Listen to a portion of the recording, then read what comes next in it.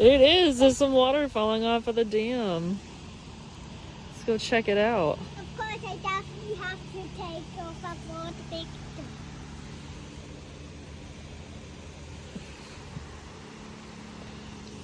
See, I told you I would always see second I like it. Today we are in Tamworth, New Hampshire, visiting the Chocorua Park and Dam. This was a cute little spot on Route 16 that I noticed driving by a few times, and today we figured was the perfect time to stop and explore. It has a beautiful little picnic area, a few little walking trails, and some gorgeous scenery to check out, so it's definitely worth stopping by if you're in the area. This is, in fact, a privately owned park, but they do encourage the public to come and visit and check out the beautiful scenery and history it has to offer. The centerpiece of this park is a historic wooden dam, which creates a peaceful pond around the otherwise fast-flowing Chocorua River as it tumbles southward to join Tamworth's Swift River and the Bear Camp River before flowing into Lake Ossipee. This is one of the last A-frame timber dams in New Hampshire.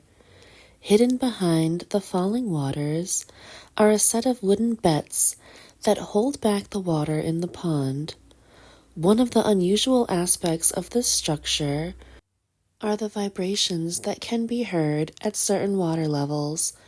Sometimes, believe it or not, the sound can be compared to that of an idling diesel engine.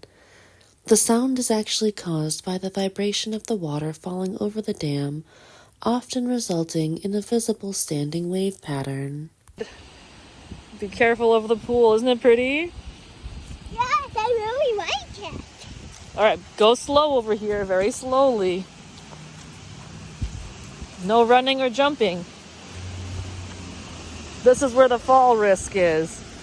So let's be careful. Ready? We can walk right up to it. Work it.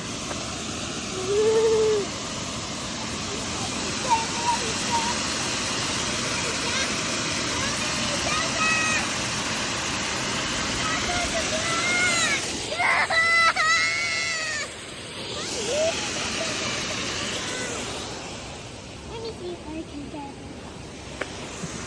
Wow, it looks so beautiful. It does. I like that little bridge down there. Should we go on that little bridge?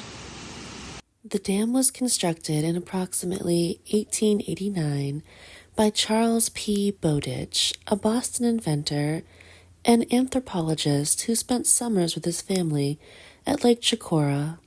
He purchased the site in 1888, removing the earlier millworks to eliminate the associated pollution and improve the scenic character of the village. The Bowditch family owned the property for 58 years, operating the dam strictly for aesthetic and recreational purposes.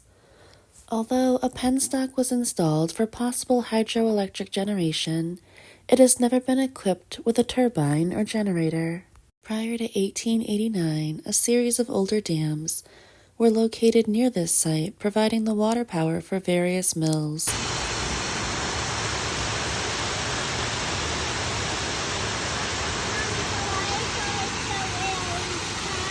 They do. Let me see how close I can get. This looks not too far.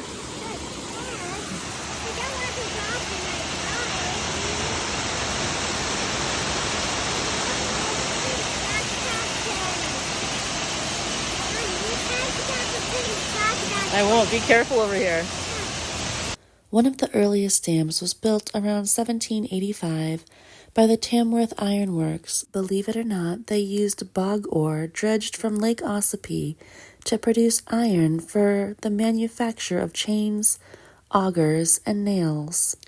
From 1946 to 2015, the dam was owned and maintained by Raymond and Edna Flanagan, who repaired the spillway in 1978 and 1989. After Edna's death in 2010, however, the family attempted to sell the property, but prospective homebuyers were not willing to accept responsibility for the dam, which was located on the same property.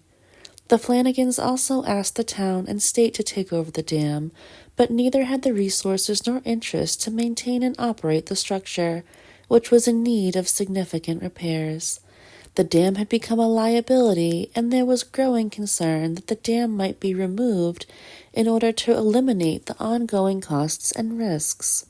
That would change in 2014 when a number of Tamworth residents, with an appreciation for the dam's scenic, historic, and engineering qualities, formed a dam committee to explore options for repairing and preserving the dam. Since a number of the struts that support the lip of the dam had already fallen away, it was clear that the structure needed urgent care. The group undertook negotiations to acquire the dam, but faced the challenge of having to acquire the Flanagan residence along with the dam. In 2015, the entire Flanagan property, including the dam and the islands in the river, would be purchased by the Chocorua Park LLC. Although it was originally hoped to purchase the dam without the house, this proved impractical, necessitating the purchase of the entire property. Community volunteers spent several days clearing brush and thorns from the property. A second picnic table was placed on the island, and the footbridges were repaired and reinforced. The chain link fence that separated the properties was removed, restoring public access to the dam and the pond. The dam quickly then became a popular fishing spot, as it has been for many decades.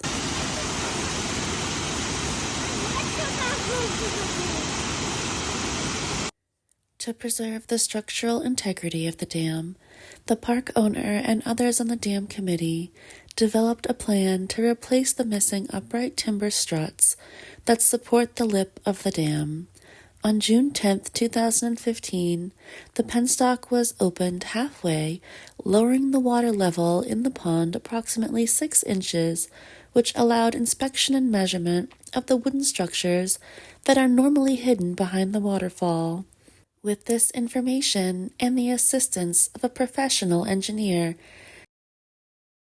This is like a really cute little spot. Like, definitely a good picnic area. If you're looking for like a hot spot to take some cool fall photos, this is like a really good little tour area for like photography. Because there's a cute little path. There's so many little stations that you could do here. Unlimited possibilities. You could even have a very small intimate wedding here. I mean, there's a picnic table, there's rushing water, plenty of cute scenery. I mean, it's real wintry right now, but detailed repair plans were formulated. Since the New Hampshire Dam Bureau agreed that the work could proceed as a repair, the considerable time and cost associated with any reconstruction work was avoided, and because the water level in the pond would only be lowered about 4 feet, there would be no digging or machinery in the river.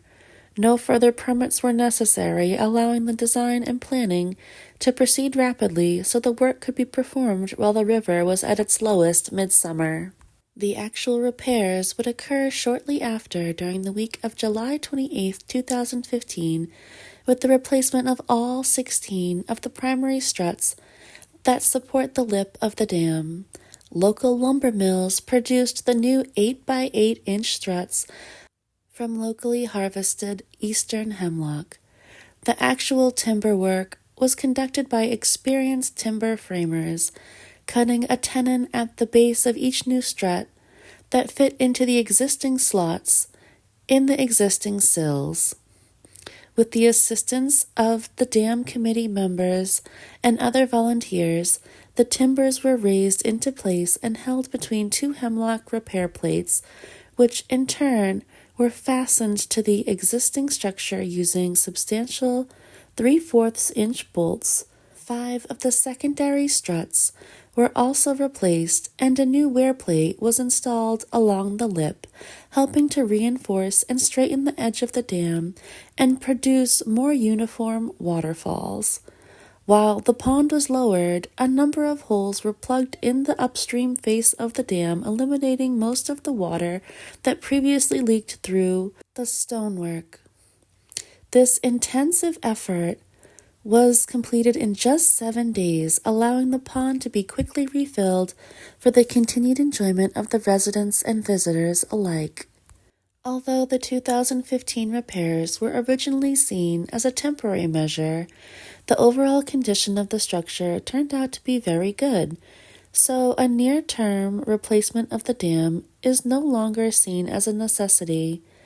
However, there are still a number of other repairs to be performed, including the replacement of a 4x4 wooden gate and the repair of the trash rack and penstock valve. A survey of hydroelectric potential is also underway, but preliminary results suggest that the payback period would be over 20 years, making a full-scale installation unfeasible. However, the demonstration or educational installation is still being considered. After repairing the dam, efforts turned to finding an owner for the Flanagan House. In an attempt to bring new activity and energy to the village, the building was offered for donation to a compatible nonprofit organization. The house was also placed on the market in 2016.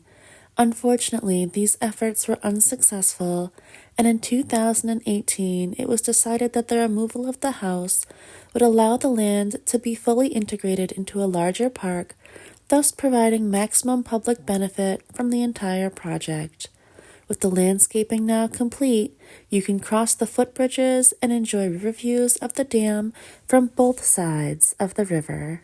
But believe it or not, the Flanagan House is not the only building that used to exist here before the park's formation. There was a former ice cream shop on Route 16 just downstream of the dam that had ceased operation and was on the market. The Daigles, who had operated a number of businesses at the site since the 1970s, were enthused about the project and the prospect of selling the property so that it could become the nucleus for a park that might ultimately span the river and include the dam itself. This led to the purchase of the Daigle property by a local resident, Peter Smart, and the formation of the Chocorua Park LLC, a private entity that would own and maintain the park for the purpose of public enjoyment and recreation. In July of 2014, the Daigles building would be leveled with salvageable materials donated to the Habitat for Humanity. The removal of this building immediately opened up views of the river that were previously hidden from the public view, and new landscaping provided a new green space along a busy highway. The old foundation stones were used for benches and headstones, and a picnic table was installed. A gazebo was later donated by neighbors and moved to the site on a snowmobile trailer. A ramp was built, allowing for easy access down to the river and providing a close-up view of the dam. Although full access to the dam was not yet possible, the park quickly became a popular spot for residents and visitors alike. I think this is such a cute little spot to check out and can see so many different potential purposes here, from taking your annual family photos to just enjoying a lazy weekend day picnic. If you're looking for more information on this park or how you can donate to help keep this park alive, you can visit chocorapark.org. We hope you enjoyed coming along today, and don't forget to get out there and explore your world. We'll see you next time. I win! I beat you that time. Want to race back? Ah, you're beating me! Keep going!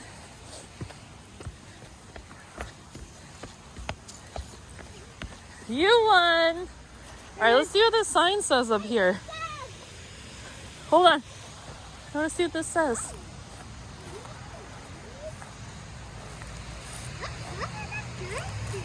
Donations, but the donation jar is gone.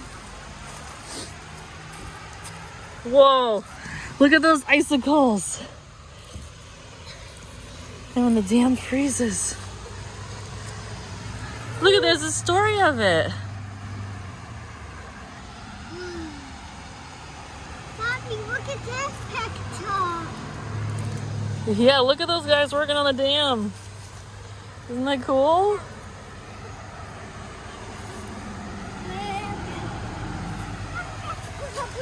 Look at how pretty this tree is. I love these trees.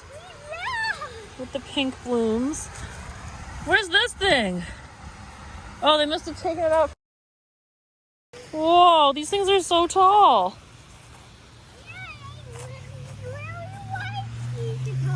Oh.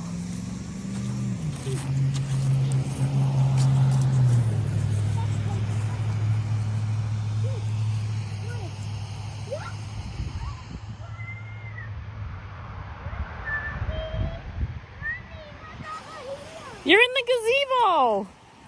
Whoa, my little weebo.